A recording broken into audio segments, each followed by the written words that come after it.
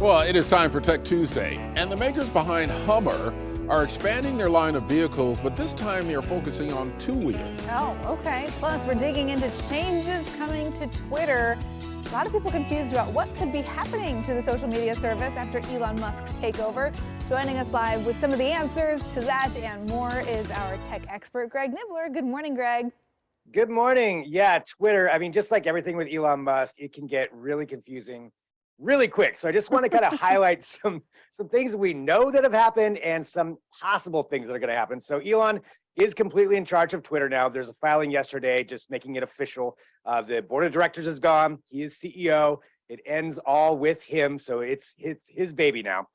So we know that's for sure. We also know, so the moderation question, which is like a big thing that we've all been trying to figure out, is how is he going to moderate?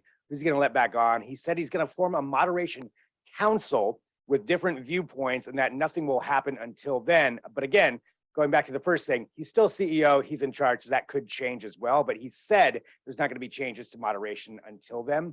But then it comes to the idea of what are the other changes he's going to make. One of the big ones we've heard is that the verification process, which the blue check mark that we're all very familiar with, it says that somebody's an authority or at least verified that they're the actual person tweeting from their account, that may be switching to a $20 a month charge is one of the rumors, to where you would have to pay to keep that. Otherwise, the blue check mark will get removed, which that could cause all kinds of chaos. But something is going to be changing with that in the next week. But then looking out even further, what he's said that he wants to do with it, right? So, you have this huge social media network. What are you going to do with it? He said that he wants to create an app called X, which is going to be kind of modeled off of China's WeChat, which is kind of an app for everything, to where it's not just posting your thoughts on there. It would be combining all the other social media apps into one, but also sharing videos, making payments, doing everything that you do all through one app. And it sounds like that's where he would like to take this in the coming years. But right now, every day something changes, every hour something changes. That's kind of where we're at right now with Twitter. Yeah, it is really confusing. Yeah. Yeah. Well, and that whole verification thing, I mean, if they're going to make me pay for my blue check mark, take it away. I'm not paying for it. Exactly. Of all the subscription services in this world, I can tell you I'm not going to be paying for Twitter. Yes, I agree 100%. Yeah, you got it. Well, just a little while ago, we were talking about Daimler Truck North America and Freightliner coming out with their new electric semi-truck. Well, another company that's known for big vehicles, Hummer, they're going a little smaller now with an EV bike. So tell us about that. Yeah, they had their big Hummer EV, which they were advertising, I think, at the Super Bowl earlier this year with LeBron James. But now they're taking that and spinning it off into an EV electric bike. So a Hummer branded bicycle.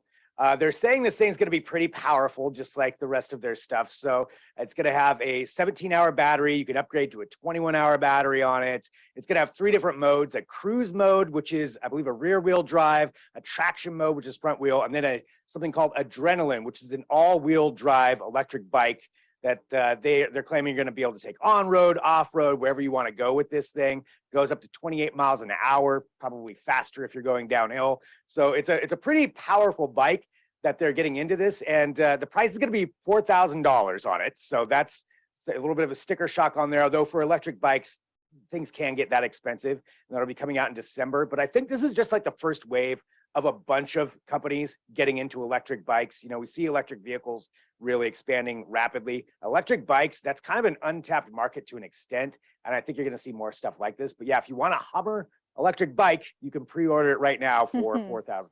There you go. You can tell people like, yeah, my Hummer's in the garage. Right. Hummer bike. Yeah, that's kind of neat. Well, hey, if you're like me and you've ever wished you could have a full-on conversation with your dog, I mean, I'm convinced that my dog can understand me, but I don't know what he's saying. Artificial intelligence might actually be able to help us here, kind of. Yeah, it's pretty crazy what's going on. So this is all based off of a book from a woman named Kathy Baker, and it's talking about how we're using artificial intelligence to analyze all this nature data that we have to figure out how to communicate with animals. And there's 2 big examples she put in there. One of them has to do with bees, and there's actually German scientists who have figured out how to communicate. 'Cause, you know, honeybees in particular, they communicate by waggling around, right? They do their dances to say where the flowers are. So this is, I mean, that's simplifying it pretty much, but they've created a way with this kind of sponge-like little robot that bees interpret as one of theirs that can do some of the dances, and they can get the bees to move around and mimic it. They've been able to get them to go to like certain sides of a hive, and they want to expand upon that and create actually robot-run beehives that communicate with the bees. So that's one example. Another one has to do with whales, and this is a group called Project SETI, but it's CETI, like Cetacean Translation Institute, I believe. And they want to communicate with sperm whales. So they've created this way to record, you know, thousands and thousands of hours of sperm whale communications with each other, and then correlate that data with all the info they already have on the behaviors, which would take decades for humans to go through and do all that. With AI, they can do it really quick, process that data, and they want to create a whale chatbot in the next few years to where they can actually communicate with the whales, find out what they're doing, understand what they're saying. It's just wild what's going on. And all this is happening so fast. So I think, I mean, I would like to know. Actually, I don't know if I want to know what my dog is saying to me. But maybe it's better off as it is, but soon this could be happening. That's kind of cool. Yeah, I mean, they're able to, AI can basically, it's like a Rosetta Stone, way faster than humans could ever do it, you know? Yeah, and the whole bee thing is interesting to me too, because I'm amazed at bees anyway, because there's such a division of labor. I mean, you got your workers and your soldiers and your scouts that go out and check out. It's just amazing. Yeah. Oh yeah. So the videos are really crazy too, seeing it like interact with them. It's just nuts. Yeah, kind of cool. Well, Greg, thanks for the rundown as usual. We'll see you again next week. Sounds great. And don't miss a thing when it comes to the latest tech news. Just follow Greg on Twitter. He's at Greg Nibbler.